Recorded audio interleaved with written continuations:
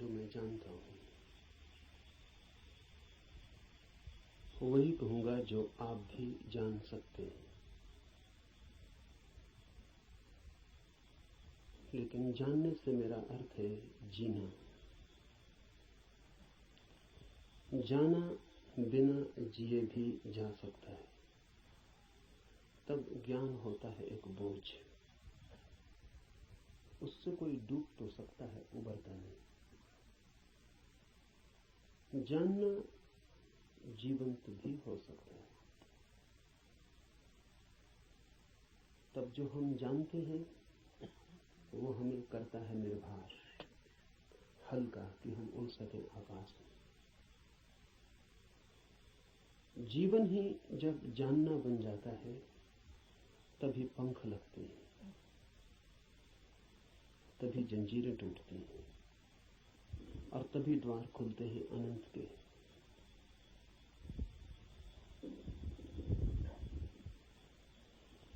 लेकिन जानना कठिन है। ज्ञान इकट्ठा कर लेना बहुत आसान है और इसलिए मन आसान को चुन लेता है और कठिन से बचता है।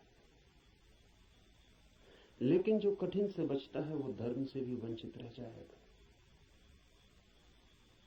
कठिन ही नहीं, जो असंभव से भी बचना चाहता है वो कभी भी धर्म के पास नहीं पहुंच पाएगा। धर्म तो है ही उनके लिए जो असंभव में उतरने की तैयारी रखते हैं। धर्म है जुआरियों के लिए, दुकानदारों के लिए नहीं। धर्म कोई सौदा नहीं है। धर्म कोई समझौता भी नहीं। धर्म तो है दांव। जुआरी लगाता है धन को दांव पर, धार्मिक लगा देता है स्वयं को। वही परम धन है। और जो अपने को ही दांव पर लगाने को तैयार नहीं, वो जीवन के गुह रहस्यों को कभी भी जान नहीं पाएगा। सस्ते नहीं मिलते हैं वे रहस्य। ज्ञान तो बहुत सस्ता मिल जाता है। ज्ञान तो मिल जाता है किताब में, शास्त्र में, शिक्षा में, शिक्षक के पास। ज्ञान तो मिल जाता है करीब करीब मुफ्त, कुछ चुकाना नहीं पड़ता है। धर्म में तो बहुत कुछ चुकाना पड़ता है। बहुत कुछ कहना ठीक नहीं, सभी कुछ दांव पर लगा दे कोई तो ही उस जीवन के द्वार खुलते हैं। इस जीवन को जो दांव पर लगा दे उसके लिए ही उस जीवन के द्वार खुलते हैं। इस जीवन को दांव पर लगा देना ही उस जीवन के द्वार की कुंजी है। लेकिन ज्ञान बहुत सस्ता है, इसलिए मन सस्ते रास्ते को चुन लेता है, सुगम को। सीख लेते हैं हम बातें, शब्द, सिद्धांत और सोचते हैं जान लिया। अज्ञान बेहतर है ऐसे ज्ञान से। अज्ञानी को कम से कम इतना तो पता है कि मुझे पता नहीं। इतना सत्य तो कम से कम उसके पास है। जिन्हें हम ज्ञानी कहते हैं उनसे ज्यादा असत्य आदमी खोजने मुश्किल। उन्हें यह भी पता नहीं है कि उन्हें पता नहीं। सुना हुआ, याद किया हुआ कंठस्थ हो गया, धोखा देता है। ऐसा लगता है मैंने भी जान लिया।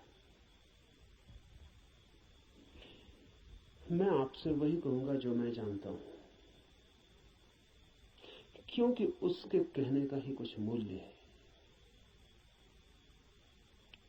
क्योंकि जिसे मैं जानता हूं, अगर आप तैयार हो तो उसकी जीवंत चोट आपके हृदय के तारों को भी हिला सकती।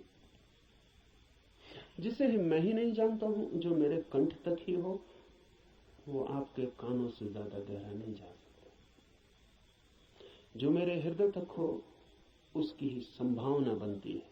अगर आप साथ दें तो वो आपके हृदय तक जा सकता है। आपके साथ की तो फिर भी जरूरत होगी, क्योंकि आपका हृदय अगर बंद ही हो तो जबरदस्ती उसमें सत्य डाल देने का कोई उपाय नहीं है, और अच्छा ही है कि उपाय नहीं है। क्योंकि सत्य भी अगर जबरदस्ती डाला जाए तो स्वतंत्रता नहीं बनेगा, परतंत्रता बन जाएगा।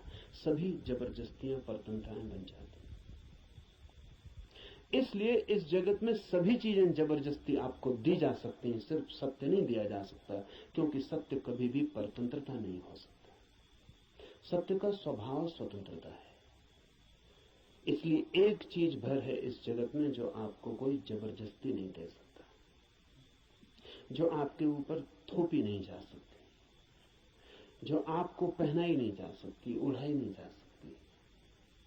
आपका राजी होना अनिवार्य शर्त है, आपका खुला होना, आपका ग्राहक होना, आपका आमंत्रण,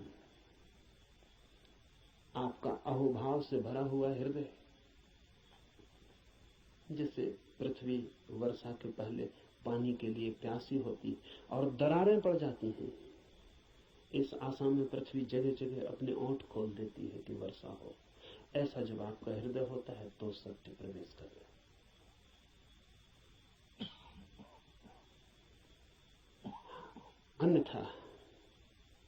अन्यथा सत्य आपके द्वार से भी आकर लौट जाता है। बहुत बार लौटा है, बहुत जन्मों जन्मों में। आप कुछ नए नहीं, इस पृथ्वी पर कुछ भी नया नहीं, सभी बहुत पुराने हैं। आप बुद्ध के चरणों में भी बैठ के सुने हैं, आपने कृष्ण को भी देखा है, आप जीसस के पास भी उठे बैठे हैं, लेकिन फिर भी वंचित रह गए, क्योंकि कभी भी आपका हृदय तैयार नहीं था। आपके पास से बुद्ध की सरिता बहती निकल गई है, महावीर की सरिता बहती निकल गई, आप प्यासे रह गए। आनंद रो रहा था जिस दिन बुद्ध के प्राण छूटने को थे और छाती पीट रहा था, और बुद्ध ने उससे कहा कि तू रोता क्यों है? जरूरत से ज्यादा मैं तेरे पास था 40 वर्ष, और अगर 40 वर्ष में भी नहीं हो पाई वो घटना, तो अब रोने से क्या होगा? मेरे मिटने से इतना परेशान क्यों हो रहा है? तो आनंद ने कहा है, इसलिए परेशान हो रहा हूं कि आप मौजूद थे और मैं न मिट पाया। अगर मैं मिट जाता तो आपको मेरे भीतर प्रवेश मिल जाता। 40 साल नदी मेरे पास बहती थी और मैं प्यासा रह गया, और अब मैं रोता हूं क्योंकि जरूरी नहीं है कि ये नदी कब किस जन्म में दोबारा मुझे मिलेगी।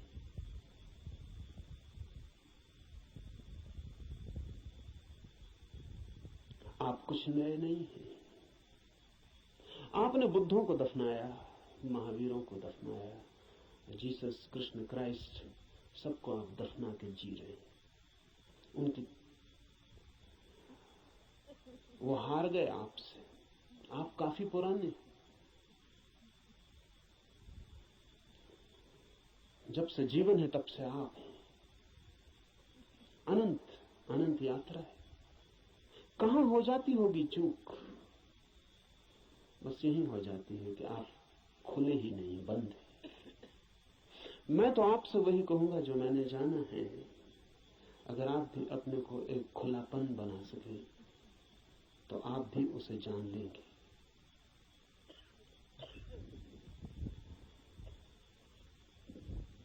और ऐसा नहीं है कि कोई कठिनाई है बहुत, एक ही कठिनाई है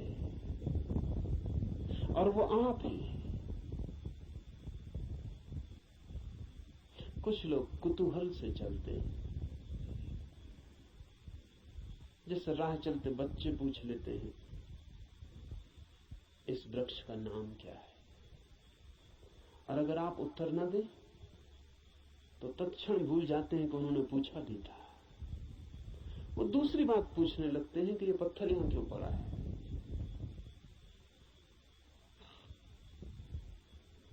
पूछने के लिए पूछते हैं, जानने के लिए नहीं पूछते। बिना पूछे नहीं रह सकते हैं, इसलिए पूछते हैं, जानने के लिए नहीं पूछते। जो लोग कुतूहल से जी रहे हैं वो अभी भी बचकाने हैं। अगर आप ऐसे ही पूछ लेते हैं कि ईश्वर क्या है, जैसे कि कोई बच्चा राह चलती दुकान देख के पूछ लेता हो कि ये खिलौना क्या है, तो आप अभी बच्चे हैं, और बच्चा तो माफ किया जा सकता है, आप माफ नहीं किए जा सकते। कुतूहल नहीं चलेगा। धर्म कोई खिलवाड़ नहीं है बच्चों का, और फिर उत्तर भी मिल जाए तो उससे कोई प्रयोजन नहीं है। बच्चे का मजा पूछने में है। उसने पूछा, यही उसका मजा है। आप उत्तर देंगे भी तो उस उत्तर में उसे कोई बहुत रस नहीं है। क्या बात? मनस्विद कहते हैं कि बच्चे नया नया बोलना सीखते हैं तो अपने बोलने का अभ्यास करते हैं पूछ पूछ कर।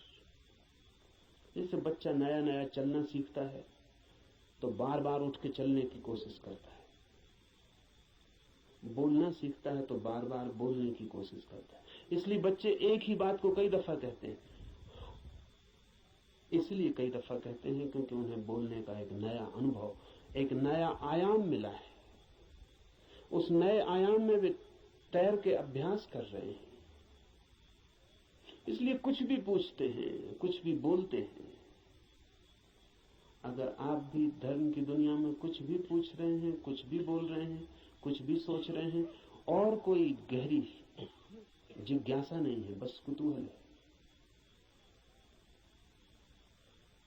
तो अभी आप और कुछ बुद्धों को दफनाएंगे।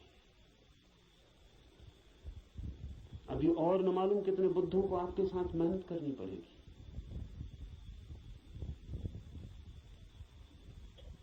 कुतूहल से सत्य का कोई संबंध नहीं। कुछ लोग कुतूहल से थोड़ा आगे बढ़ते हैं और जिज्ञासा करते हैं।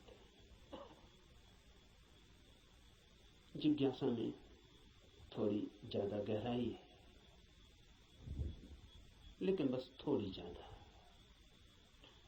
जिज्ञासा भी बहुत गहरी नहीं, वो भी उथली है, क्योंकि जिज्ञासा है केवल बौद्धिक, और बुद्धि भी ऐसी है जैसी खाज होती है, खुजलाएं तो थोड़ा रस आता है। ऐसा बुद्धि को भी खाज होती रहती। ईश्वर है, आत्मा है, मोक्ष है, ध्यान क्या है, करने के लिए नहीं। ईश्वर क्या है, जानने के लिए नहीं, चर्चा के लिए, बातचीत के लिए।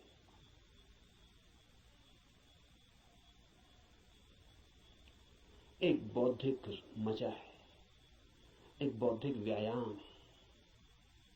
तो लोग ऊंची बातें करते हैं, लेकिन उन बातों पर कभी भी कोई दांव नहीं लगाते। ईश्वर है या नहीं, इससे कोई प्रयोजन नहीं है। और ईश्वर हो तो, ईश्वर न हो तो वे जैसे हैं वैसे ही बने रहते हैं। ये बड़े मजे की बात है। एक आदमी मानता है कि ईश्वर है और एक आदमी मानता है कि ईश्वर नहीं, और दोनों की जिंदगी बराबर एक सी। कोई गाली दे तो उसे भी क्रोध आता है जो मानता है कि ईश्वर है, और उसे भी क्रोध आता है जो मानता है कि ईश्वर नहीं। बल्कि कई दफे तो ये देखा जाता है कि जो मानता है ईश्वर है उसे ज्यादा क्रोध आता है, क्योंकि जो मानता है कि ईश्वर नहीं है वो ज्यादा से ज्यादा क्या कर सकता है? आपका गाली दे सकता है, मार सकता है, हत्या कर सकता है। लेकिन जो मानता है ईश्वर है वो आपको नरक तक में सड़ा सकता है। उसके पास ज्यादा उपाय क्रोधित होने के। अगर ईश्वर के मानने और न मानने से कोई भी अंतर जीवन में न पड़ता हो तो उसका अर्थ है कि ये ईश्वर से कोई संबंध नहीं है, बौद्धिक बातचीत है।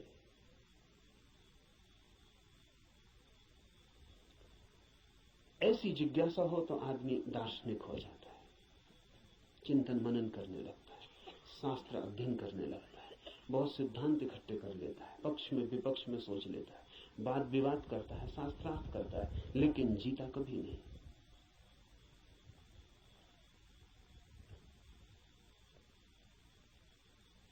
अगर आप भी सिर्फ जिज्ञासा से भरे हैं तो यात्रा नहीं होगी।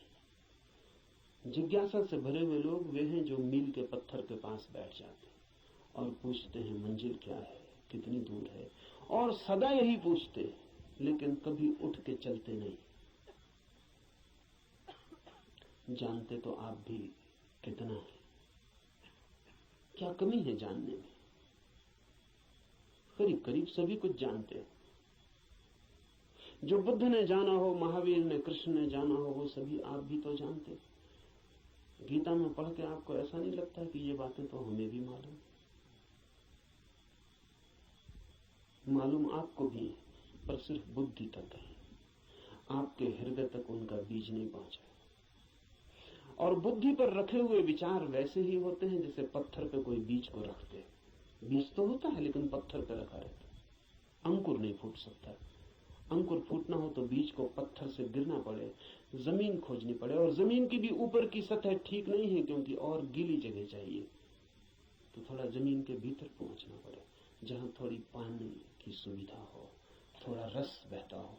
बुद्धि पर पत्थर की तरह बीज रख जाते हैं, हृदय तक जब तक न गिर जाएं तब तक गीली जगह नहीं मिलती।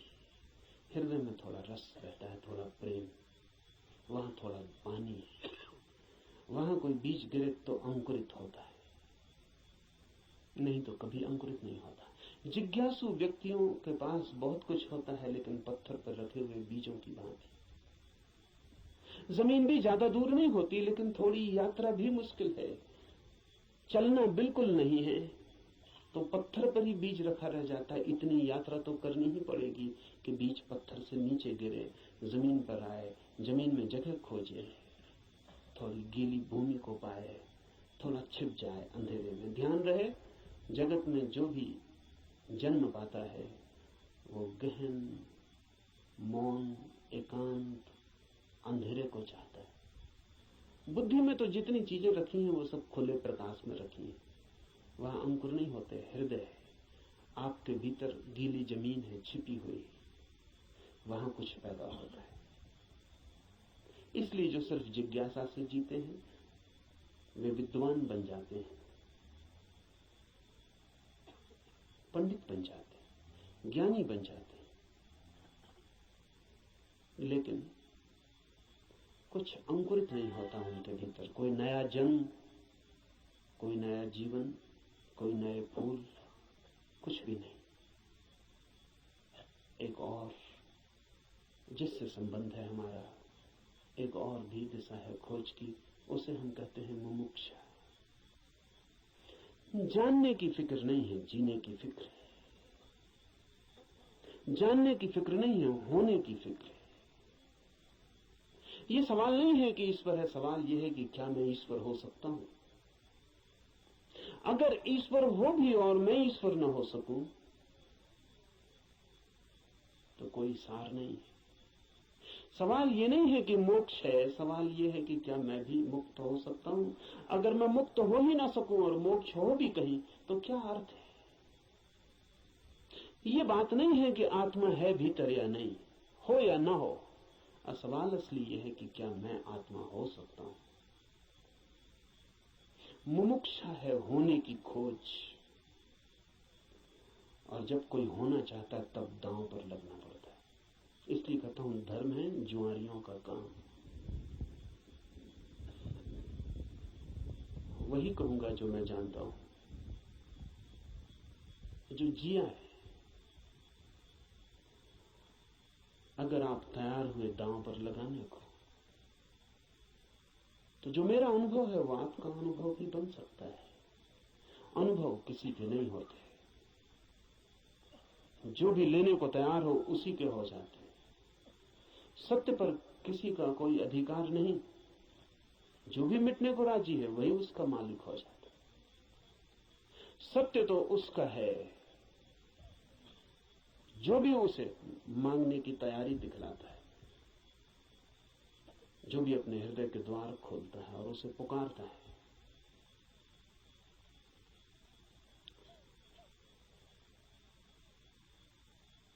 इस उपनिषद को इसीलिए चुना है। ये उपनिषद अध्यात्म का सीधा साक्षात्कार है। सिद्धांत इसमें नहीं है, इसमें सिद्धों का अनुभव है। इसमें उस सब की कोई बातचीत नहीं है जो कुतूहल से पैदा होती है, जिज्ञासा से पैदा होती है। नहीं, इसमें तो उनकी तरफ इशारे हैं जो मुमुक्षा से भरे हैं, और उनके इशारे हैं जिन्होंने पा लिया है। कुछ ऐसे लोग भी हैं कि जिन्होंने नहीं पाया, लेकिन फिर भी मार्गदर्शन देने का मजा नहीं छोड़ पाते। मार्गदर्शन में बड़ा मजा है। सारी दुनिया में अगर सबसे ज्यादा कोई चीज दी जाती है तो वो मार्गदर्शन है, और सबसे कम अगर कोई चीज ली जाती है तो वो भी मार्गदर्शन है। सभी देते हैं, लेता कोई भी नहीं। जब भी आपको मौका मिल जाए किसी को सलाह देने का तो आप चूकते नहीं। जरूरी नहीं है कि आप सलाह देने योग्य हो, जरूरी नहीं कि आपको कुछ भी पता हो जो आप कह रहे हैं, लेकिन जब कोई दूसरे को सलाह देनी हो तो शिक्षक होने का मजा छोड़ना बहुत मुश्किल हो जाता है। शिक्षक होने में मजा क्या है? आप तत्काल ऊपर हो जाते हैं मुफ्त में, और दूसरा नीचे हो जाता है। अगर कोई आपसे दान मांगने आए तो 2 पैसे देने में कितना कष्ट होता है, क्योंकि कुछ देना पड़ता है जो आपके पास है। लेकिन सलाह देने में जरा भी कष्ट नहीं होता, क्योंकि जो आपके पास है ही नहीं उसको देने में कष्ट क्या है? आपका कुछ खो ही नहीं रहा है, बल्कि आपको कुछ मिल रहा है, मजा मिल रहा है, अहंकार मिल रहा है। आप भी सलाह देने की हालत में हैं आज, और दूसरा लेने की हालत में। आप ऊपर हैं, दूसरा नीचे।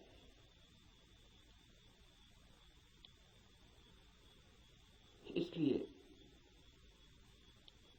कहता हूं कि इस उपनिषद में कोई सलाह, कोई मार्गदर्शन देने का मजा नहीं है, बड़ी पीड़ा है।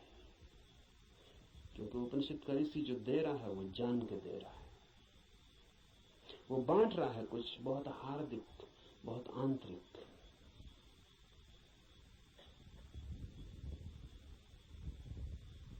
संक्षिप्त इशारे हैं लेकिन गहरे हैं, बहुत थोड़ी सी चोटें हैं लेकिन प्राणघातक है। और अगर राजी हो तो तीर सीधा हृदय में चुभ जाएगा, और जान लिए बिना न रहेगा, जान ही ले लेगा। इसलिए थोड़ा सावधान, थोड़ा सचेत, क्योंकि ये सौदा ही खतरनाक है। इसमें पागल हुए बिना कोई मार्ग ही नहीं है, इसमें अपने को मिटाए बिना पाने का कोई उपाय ही नहीं। यहां तो खोने वाले ही बस पाने वाले बनते, और इसीलिए इस उपनिषद को भी चुन लिया है। ऐसे तो सीधा ही आपसे कह सकता हूं, कोई कारण इस उपनिषद को चुनने का नहीं है, बहाना, आड़। क्योंकि तीर सीधा मारो आदमी बच सकता है, उपनिषद की आड़ से थोड़ी सुविधा रहेगी, इसलिए चुन लिया है कि आपको ऐसा भी पता नहीं लगेगा कि मैं कोई सीधे ही आपको तीर मार रहा हूं, तो बचने का जरा उपाय कम हो जाता है। सभी शिकारी जानते हैं कि थोड़ी आड़ से शिकार ठीक होती है। ये उपनिषद सिर्फ आड़ है, और इससे कुछ लेना देना ज्यादा नहीं। जो मैंने जाना है वही कहूंगा, लेकिन उसमें और उपनिषद में कोई अंतर नहीं है, क्योंकि इस उपनिषद के ऋषि ने जो कहा है वो जानकर ही कहा है।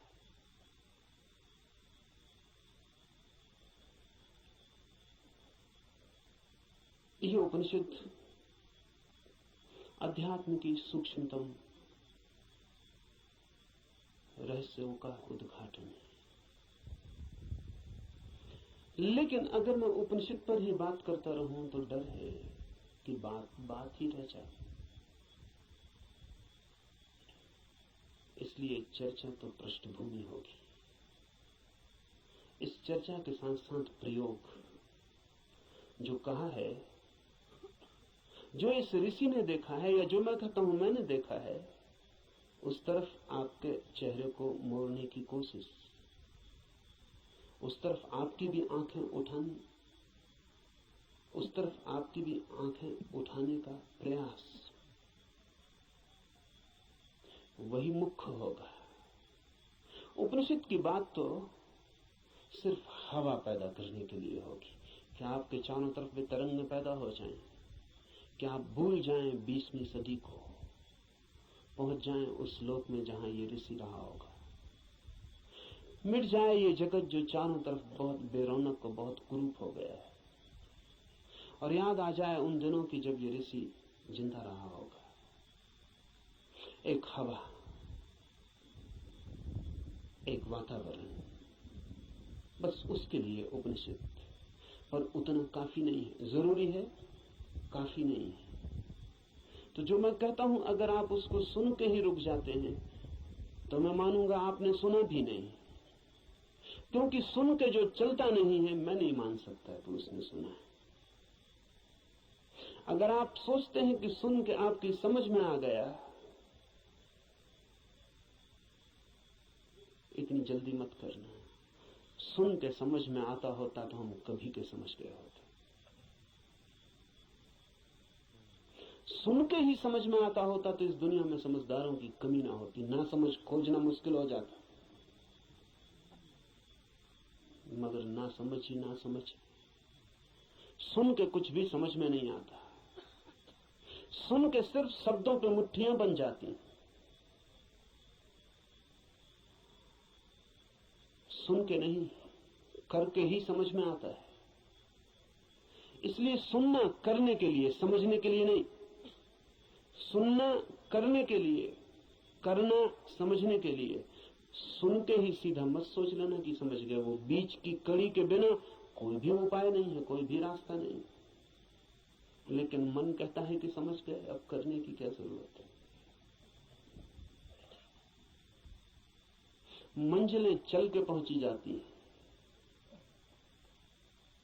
सब भी समझ लिया हो, यात्रा पथ पूरा स्मृति में आ गया हो, पूरा नक्शा जेब में हो, फिर भी बिना चले कोई मंजिल तक कभी पहुंचता नहीं। लेकिन सपना देखा जा सकता है। कोई आदमी यहीं सो जाए और सपना देख सकता है कहीं भी पहुंचने का। मन सपना देखने में बड़ा कुशल है। और ऐसा मत सोचना कि आप ही ऐसे सपने देखते हैं। जिनको आप बहुत बुद्धिमान कहते हैं वे भी इसी तरह के सपने देखते रहते हैं। साधु हैं, सन्यासी हैं, महात्मा हैं, वर्षों से खोज में लगे हैं, लेकिन कहीं इंच भर नहीं पहुंचते, यात्रा ही नहीं करते। वो जो वर्षों से खोज में लगे हैं, वो सारी की सारी खोज वर्तुलाकार है। बुद्धि में ही वर्तुल बन जाता है, भंवर बन जाता है। उसी भंवर में घूमते रहते हैं। फिर उस भंवर में सब समा जाता है। वेद समा जाते हैं, उपनिषद समा जाते हैं, कुरान बाइबलें समा जाती हैं। उस भंवर में सब समा जाता है, लेकिन एक इंच भी गति नहीं होती। उपनिषद की हम चर्चा करेंगे, उपनिषद समझाने के लिए नहीं, उपनिषद बन जाने के लिए। यहां सुन के कुछ कंठस्थ हो जाए और आप भी बोलने लगे तो मैंने आपका नुकसान किया, मैं फिर आपका मित्र साबित ना हुआ। यहां सुन के आप जो सुना है वो बोलने लग जाएं तो कोई मूल्य नहीं है। यहां सुन के आपको भी वो हो जाए, आप भी वो देख लें, वो आंख आपकी भी खुल जाए, तो ही ऐसा समझें। एक कवि गीत गाता है किसी फूल के संबंध में। गीत में बड़ा माधुर्य हो सकता है, छंद हो सकता है, है, लय हो सकती है, संगीत हो सकता है। गीत की अपनी खूबी है, लेकिन गीत कितना ही गाए उस फूल को और कितना ही गुनगुनाए, तो भी गीत गीत है, फूल नहीं। और लाख हो गति और लाख हो छंद, तो भी गीत गीत है, फूल की सुगंध नहीं। और आप उसी गीत से तृप्त हो जाएं तो आप भटक गए। उपनिषद गीत है किसी फूल का जिसे आपने देखा नहीं अभी। गीत गजब का है, गाने वाले ने देखा है, पर गीत से तृप्त मत हो जाना। गीत फूल नहीं। ऐसा भी हो जाता है कि कभी कभी आप फूल के पास भी पहुंच जाते हैं। कभी कभी फूल की एक झलक भी मिल जाती है, अचानक, आकस्मिक। क्योंकि फूल कोई विजाती ही नहीं है, आपका स्वभाव है, आपके बिल्कुल निकट है, किनारे किनारे है। कभी कभी छू जाता है बिना आपके, बावजूद आपके। कभी कभी फूल एक झलक दे जाता है, कोई बिजली कौन जाती, किसी क्षण में आकस्मिक अनुभव में आ जाता है। कुछ और भी है इस जगत में, यही जगत सब कुछ नहीं है। इस पथरीले जगत के बीच कुछ और भी है जो पत्थर नहीं, फूल है, जीवंत, खिला हुआ, जैसे किसी स्वप्न में देखा हो या अंधेरी रात में चमकी हो बिजली और कुछ दिखा हो और फिर खो गया हो। ऐसा कभी कभी आपके जीवन में भी हो जाता है, कवियों के जीवन में अक्सर हो जाता है, चित्रकारों के जीवन में अक्सर हो जाता है। फूल की झलक बिल्कुल पास आ जाती है, फिर भी फूल कितने ही पास हो और कितनी ही झलक मिल गई हो, पास होना भी दूर होना ही है। और कितने ही पास आ जाए फूल तो भी फासला तो बना ही रहता है। और मैं बिल्कुल हाथ से भी छू लूं फूल को तो भी पक्का नहीं है कि जो अनुभव मुझे होता है वो फूल का है, क्योंकि हाथ खबर लाने वाला है, और हाथ अगर बीच में गलत खबर दे दे तो कुछ भरोसा नहीं। और हाथ सही ही खबर देगा, इसको मानने का कोई कारण नहीं। फिर हाथ जो खबर देगा वो फूल के संबंध में कम और हाथ के संबंध में ज्यादा होती।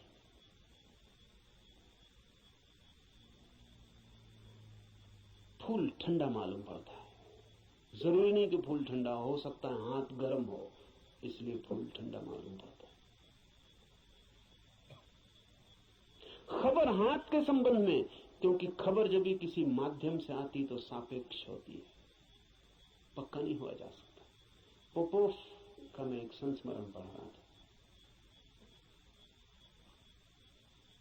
पोपोफ एक साधिका थी और गहरी साधिका थी, और पियोत्र दिमित्रोविच ऑस्पेंस्की के पास साधना करती थी। एक दिन बैठी थी पास, एक सज्जन ने आके ऑस्पेंस्की से पूछा कि ईश्वर है या नहीं।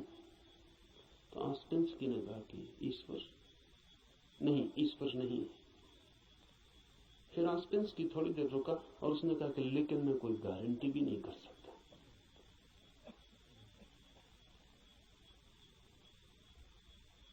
क्योंकि जो भी मैं जानता हूं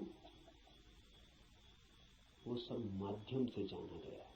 कभी आंख से देखा है लेकिन आंख का भरोसा क्या, कभी कान से सुना है लेकिन कान गलत सुन सकते, कभी हाथ से छुआ है लेकिन हाथ का क्या कहना।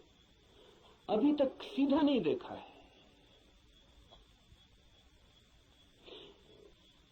अभी तक आमने सामने नहीं हुआ हूं, इसलिए कोई गारंटी भी नहीं।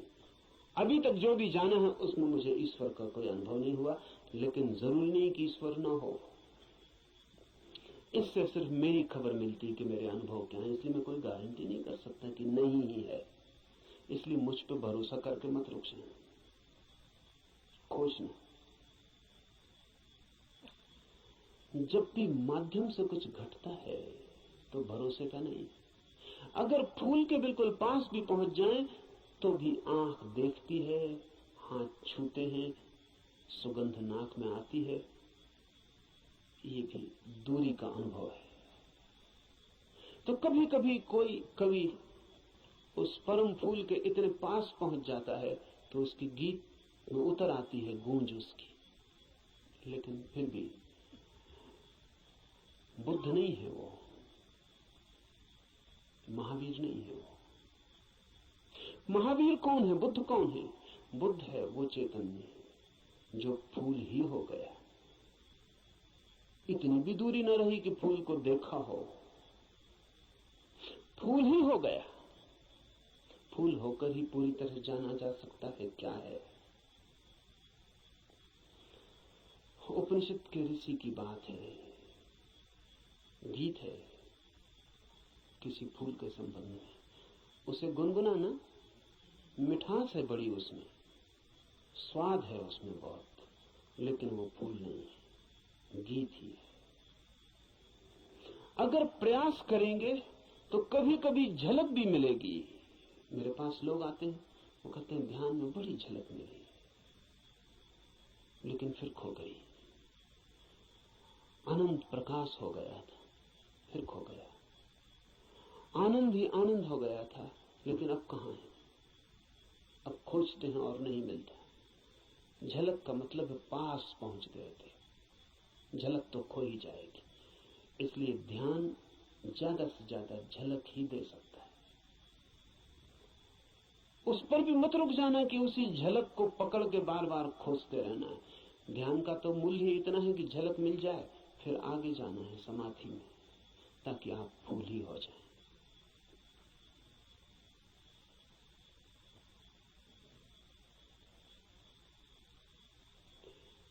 ध्यान में है झलक, समाधि में है हो जाना। झलकों पे मत रुकना है। झलकें बड़ी प्रीतिकर, सारा जगत बासा मालूम पड़ने लगता है। एक झलक ध्यान में मिल जाए उस जीवंत की, फूल की, उस खिलावट की जो भीतर है, तो सारा जगत फीका और व्यर्थ हो जाता है। लेकिन फिर कुछ लोग झलकों को पकड़ लेते हैं और उन्हीं को दोहराने लगते हैं और सोचते हैं सब हो गया। नहीं, जब तक आप ही ना हो जाएं, ईश्वर ही जब तक आप ना हो जाएं, तब तक भरोसा मत करना कि ईश्वर है। हो सकते हैं, क्योंकि है ही। खोलना है जरा, उघाड़ना है जरा। छिपे हैं, मौजूद हैं अभी और यहीं। थोड़े से वस्त्र हैं और बड़े झीने वस्त्र हैं कि चाहें तो अभी उतार कर फेंक दें और नग्न हो जाएं और ईश्वर हो जाएं। लेकिन बड़ी पकड़ है। झीने तो हैं लेकिन पकड़ गहरी। क्यों है ये पकड़ इतनी? ये पकड़ है क्योंकि हम सोचते हैं ये वस्त्र ही हमारा होना है, यही हम है। इसके अलावा हमें कुछ और किसी अस्तित्व का पता नहीं। इस उपनिषद में इशारे होंगे उस अस्तित्व के जो वस्त्रों के पार है। और इस उपनिषद के साथ साथ हम करेंगे ध्यान ताकि मिले झलक, और आशा बांधेंगे समाधि की ताकि हम भी हो जाएं वही जिसे हुए बिना न कोई संतोष है, न कोई शांति है, न कोई सत्य है। उपनिषद शुरू होता है प्रार्थना से। प्रार्थना है समस्त जगत से। सूर्य कल्याणकारी हो, वरुण, अर्यमा, इंद्र और बृहस्पति, विष्णु कल्याणकारी हो, उस ब्रह्म को नमस्कार हो। हे वायु, तुम्हारे लिए नमस्कार, क्योंकि तुम प्रत्यक्ष ब्रह्म हो। मैं तुम्हें ही प्रत्यक्ष ब्रह्म कहूंगा। सत्य और ऋत वे सब मेरी रक्षा करें, आचार्य की भी। इस प्रार्थना से शुरू होता है। धर्म की यात्रा प्रार्थना से शुरू होगी ही। प्रार्थना का अर्थ है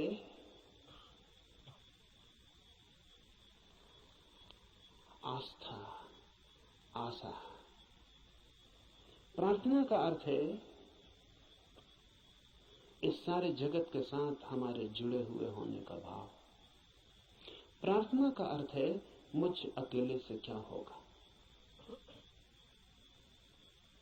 मुझ अकेले से होता तो हो गया होता, मुझ अकेले से तो क्षुद्र भी नहीं सध पाया। चाहा था धन मिल जाए वो भी नहीं मिला, चाहा था पद मिल जाए वो भी नहीं मिला। कैसी कैसी चाहें की थी, बड़ी छोटी थी, वे भी पूरी ना हुई।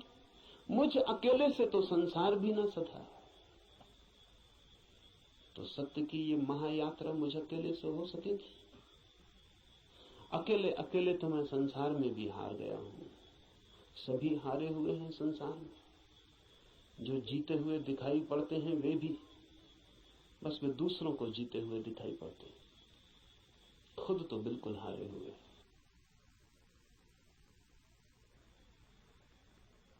आप भी अपने को हारे हुए दिखाई पड़ते होंगे, औरों को तो आप भी जीते हुए दिखाई पड़ते हैं। आपसे भी पीछे लोग हैं जो आपको समझते हैं पा लिया आपने, जीत गए संसार में। लेकिन भीतर से अगर हम आदमी को देखें तो एक एक आदमी हारा हुआ है। संसार पराजय की लंबी कथा है, वहां जीत होती ही नहीं, वहां जीत हो ही नहीं सकती। वो संसार का स्वभाव नहीं, वहां हार ही नियति है, किसी की नहीं, किसी व्यक्ति की नहीं। संसार में होने की नियति ही हार है, वहां हारना ही होगा। वहां कोई कभी जीतता नहीं। वहां हम नहीं जीत पाए जहां क्षुद्र था, स्वप्न था, शंकर कहते हैं माया है, वो माया में भी हार गए। सपना था, भ्रम था, वहां भी तो जीत ना पाए। जब भ्रम में भी हार गए, सपने में भी न जीते, तो यथार्थ में, सत्य में अकेले से क्या होगा? प्रार्थना का अर्थ है संसार में पराजित हुए व्यक्ति का यह अनुभव कि जन्मों जन्मों तक चेष्टा करके मैं हार गया। क्षुद्र में तो विराट में मेरी सामर्थ्य। इसलिए प्रार्थना, इसलिए सारे जगत को पुकारा है ऋषि ने कि मुझे साथ देना। सूर्य को पुकारा है, वरुण को पुकारा है। ये सब नाम है, प्रतीक है जीवन की समस्त शक्तियों की। सूर्य को पहले पुकारा है क्योंकि सूर्य हमारा जीवन है, उसके बिना हम नहीं होंगे। हमारे भीतर सूर्य ही जीता है, जलता है। उधर सूर्य बुझ जाए, यहां हम बुझ जाए। सूर्य ही हमारा प्राण है, इसलिए पुकारा। कहा वायु को नमस्कार है, विशेष रूप से वायु को नमस्कार कहा है इस प्रार्थना में, क्योंकि तुम प्रत्यक्ष ब्रह्म हो। अजीब सी बात है, थोड़ा सोचें। बड़े मजे की बात है, क्योंकि वायु है बिल्कुल अप्रत्यक्ष और सब चीजें प्रत्यक्ष। सूर्य को कहा होता प्रत्यक्ष ब्रह्म हो, जीते जागते जलते प्रखर, समझ में आता। सूर्य को नहीं कहा प्रत्यक्ष ब्रह्म, कहा वायु को जो बिल्कुल दिखाई पड़ती नहीं, बिल्कुल अप्रत्यक्ष। कहां है प्रत्यक्ष वायु? सिर्फ अनुमान है कि है, लगता है कि है, भासता है कि है, दिखाई तो पड़ती नहीं। आंख के सामने कहां है? प्रत्यक्ष का मतलब है आंख के सामने है। जो आंख के सामने वायु बिल्कुल नहीं है, पत्थर पहाड़ सब आंख के सामने, वायु नहीं है। लेकिन ऋषि कहता है हे वायु नमस्कार तुम्हें, क्योंकि तुम प्रत्यक्ष ब्रह्म हो। इसलिए कहा कि वायु जैसे दिखाई नहीं पड़ती और है, और आंख को दिखाई नहीं पड़ती फिर भी आंख को छू रही है प्रतिपल। ऐसा ही परम सत्य है, दिखाई नहीं पड़ता, छू रहा है प्रतिपल। वायु दिखाई नहीं पड़ती क्योंकि हमारे पास देखने वाली आंख नहीं है।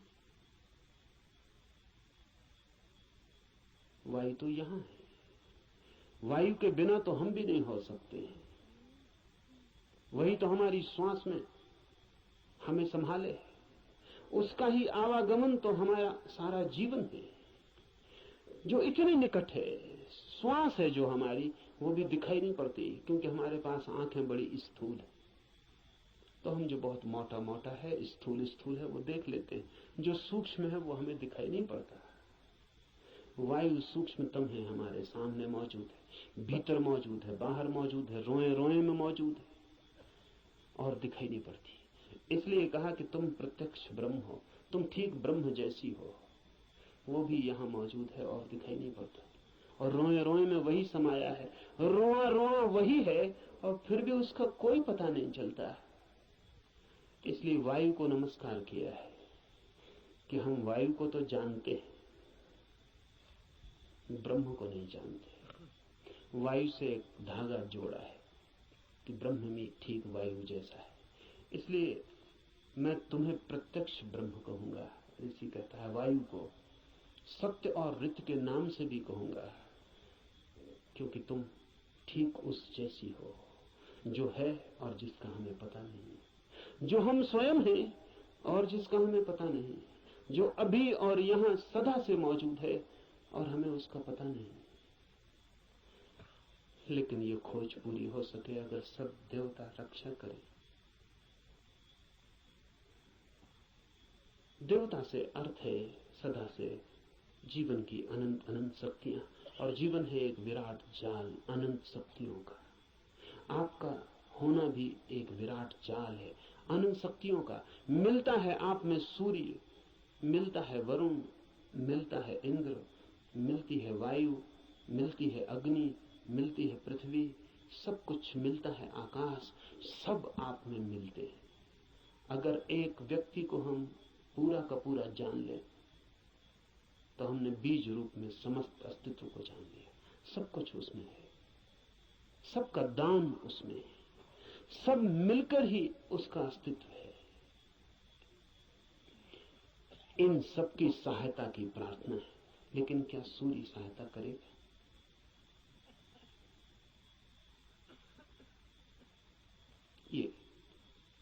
ये सवाल उठता ही है। प्रार्थना भी की तो क्या सूर्य सहायता करेगा? प्रार्थना भी की तो क्या वायु सहायक हो जाएगी? प्रार्थना भी की तो पृथ्वी क्या सहायता करेगी? पृथ्वी की सहायता और सूर्य की सहायता का सवाल नहीं है। आपने प्रार्थना की, यही बड़ी सहायता है। इसे थोड़ा ठीक से समझ लें। कोई सूर्य आके आपको सहायता नहीं करेगा, लेकिन आपने प्रार्थना की, इसका जो परिणाम है वो सूर्य पर नहीं होगा, आप पर होगा। क्योंकि प्रार्थना करने वाला चित्त हो जाता है विनम्र, प्रार्थना करने वाला चित्त हो जाता है असहाय, प्रार्थना करने वाला चित्त स्वीकार कर लेता है इस बात को कि मुझ अकेले से नहीं होगा। प्रार्थना करने वाला चित्त मिटने को तैयार हो जाता है। प्रार्थना करने वाला चित्त अपने अहंकार को, इस भाव को कि मैं कर सकता हूं, छोड़ देता है। इसके परिणाम होते हैं। प्रार्थना का सारा परिणाम आप पर होता है। प्रार्थना से सूर्य नहीं बदलता, आप बदलते हैं। प्रार्थना से जगत नहीं बदलता, आप बदलते हैं। लेकिन आपके बदलते ही दूसरे जगत में आपका प्रवेश हो जाता है। प्रार्थना आमतौर से जब आप करते हैं तो यही सोचते हैं कि कोई कुछ करेगा, इसलिए प्रार्थना कर। न, प्रार्थना है एक उपाय, एक डिवाइस। हाथ तो आप जोड़ते हैं किसी और के सामने, लेकिन जो परिणाम होता है वो होता है भीतर, जिसने हाथ जोड़े हैं उस पर। इसलिए बड़ी कठिनाई होती है अगर आप वैज्ञानिक के सामने कहें कि हे सूर्य सहायता कर, तो कहेगा मूर्खता की बात है। क्या सूर्य तुम्हारी सहायता करेगा? कब किसकी सहायता की? कि हे इंद्र वर्षा कर, पागल हो गए हो?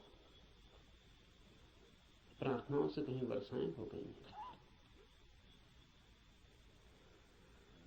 वैज्ञानिक ठीक कहता है, न तो सूर्य आपकी सुनेगा, न बादल आपकी सुनेगी, न हवा आपकी सुनेगी, कोई आपकी नहीं सुनेगा। लेकिन आपने पुकारा, ये आपको बदल जाएगा। आपने कितने जोर से पुकारा, उतनी गहरी हूक आपके भीतर प्रवेश हो जाएगी।